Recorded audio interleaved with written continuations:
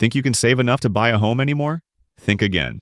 What used to be almost a rite of passage, buying a house and settling down, is now a brutal, practically unwinnable game for the middle class.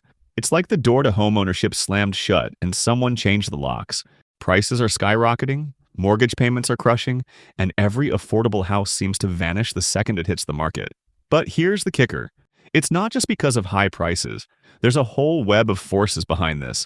From stagnant paychecks and sneaky interest rate hikes to giant investment firms snapping up neighborhoods, plus zoning rules and government policies that don't always have your back. In this video, we're diving deep into the messy truth of why owning a home feels out of reach for so many of us, and more importantly, what you can actually do about it. So if you're ready to crack the code, then let's get into it. Welcome to Blue Chip Mindset, the winning mindset for success. If you enjoy the video or learned something new, please give it a like. Let's start with something you've probably heard 1,000 different times. It's just supply and demand. There are not enough houses for the number of people wanting to buy, so prices go up. It sounds simple, but here's the thing. It's not just about supply and demand in the broad sense. It's about what kind of supply is available and who it's for. Builders today are not just building homes randomly, they are chasing profit. So instead of focusing on starter homes or affordable middle-class neighborhoods, many builders are putting up luxury condos, high-end apartments, or fancy townhomes aimed at higher-income buyers and investors who want to flip properties or rent them out for big money. Real question. When's the last time you saw a new home development that was actually affordable? Not some $800,000 monstrosity, but something a regular working family could afford. And that's the core of the issue. Land in desirable areas is limited, construction costs have exploded, and zoning laws restrict what can even be built. So yeah, there's a ton of building happening, but not for you. The market is flooded with homes, but not homes middle-class buyers can actually afford. Think about it like this. If a builder has the choice to put up a $300,000 starter home or a $700,000 luxury condo, which do you think makes them more money? The higher-priced option every time.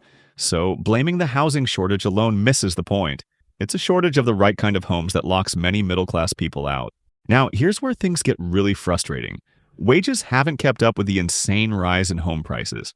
Back in the 1970s, the average home cost around 2.5 times what the average household earned in a year. So if you made $12,000 a year, you could reasonably afford a house around 30 grand. Fast forward to today, and in many cities, homes cost 7 to 10 times the average income. Back then, a man working a single job as a taxi driver could support his entire family on that income, covering mortgage and bills and still put food on the table. Today, that same person likely needs 2 jobs, with his wife working as well, and perhaps even a side hustle, just to afford rent or try to save for a down payment. Now, that ratio has more than doubled. On average, homes now cost more than 5.5 times the median income. What does that mean in practice? Imagine you are making $75,000 a year, which is close to the US median household income, and you want to buy a house priced around 420 grand. Even if you saved 20% for a down payment, your mortgage and other costs would take more than half your monthly paycheck. That is not just tight budgeting, that is financial stress. This wage stagnation is not an accident. Over the past 40 years, inflation-adjusted wages have barely budged for many workers, while housing and living costs have shot up. So when you hear people say, just save more or buy a cheaper house, remember, the paycheck simply does not stretch the way it used to. Many people cite interest rates as the primary reason homeownership seems out of reach. When mortgage rates jump from 3% to 7%, monthly payments go way up. However, what many overlook is that interest rates were near historic lows during the scamdemic, yet home prices still skyrocketed to unprecedented new highs. Why? Because cheap money unleashed a feeding frenzy. Investors, hedge funds, and buyers rushed to lock in low rates, driving up competition for homes. Prices surged beyond what typical families could afford, fueled by this flood of cash.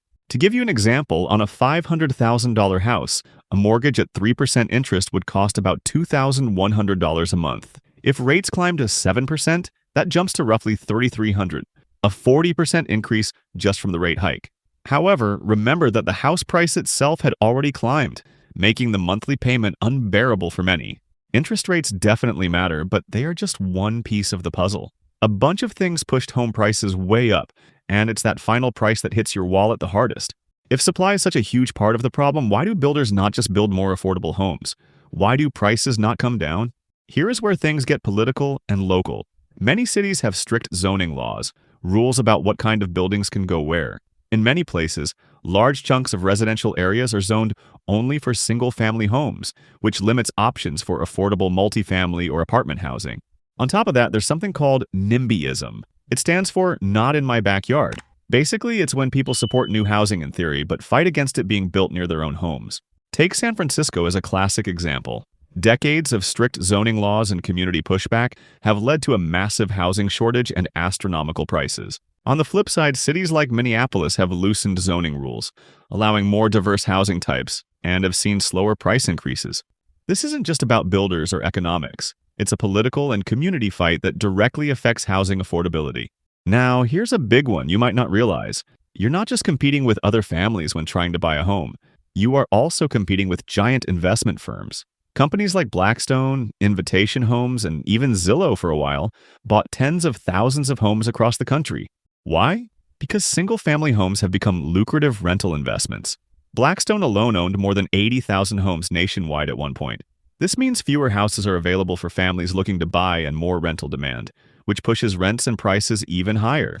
While you're trying to save up for that down payment, Wall Street is swooping in and buying entire neighborhoods, turning homes into rental properties or flipping them for big profits. That's a tough playing field for the middle class. You might think builders should just build more homes to meet demand. However, it's not that easy, as construction costs and labor shortages have skyrocketed in recent years.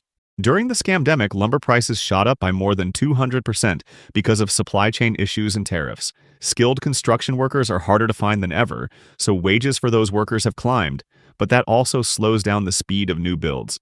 Additionally, permits, inspections, and building codes further slow the process and add costs.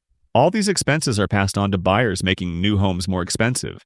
Building a house today is not just about putting up wood and nails. It's a complex, expensive process that contributes to rising home prices. What about government? Shouldn't policies help the middle class get into homes? Governments do try, with mortgage interest tax deductions, subsidies, and affordable housing programs. However, some of these policies ultimately benefit wealthier homeowners and investors more than the average middle-class family. For instance, the mortgage interest deduction sounds great, but it mainly helps people with bigger mortgages on expensive homes. Lower and middle-income buyers often do not get much benefit. Affordable housing programs exist but are usually underfunded, limited, or bogged down by bureaucracy. Plus, some local governments push policies that encourage luxury developments instead of affordable starter homes. There are efforts underway to reform these policies, new bills, zoning reforms, and pilot programs, but change is slow, and many middle-class buyers feel stuck in limbo.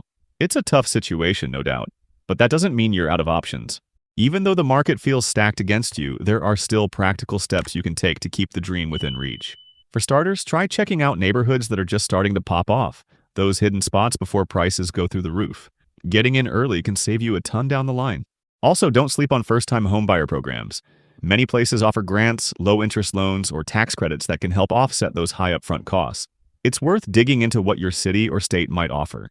If buying a house outright feels out of reach right now, you could look into lower-cost options like fixer-uppers or smaller properties in up-and-coming areas. These can be more affordable and still give you a solid starting point without draining your savings. Meanwhile, focus on the stuff you can control. Work on your credit score. Get some solid financial advice and get your money situation ready to roll. Because when the right opportunity finally pops up, you want to be able to jump on it fast. Serious question. Why do you think houses are so expensive now? Is it investors? Greedy sellers? The government? Drop your take in the comments because everyone's got a theory, and honestly, none of them are crazy anymore. There's no doubt the middle-class homeownership dream is getting squeezed more than ever. But with the right plan, a little patience, and some good info, there's still a way to make it happen. Your way. If you want to see more videos like this, please like and subscribe.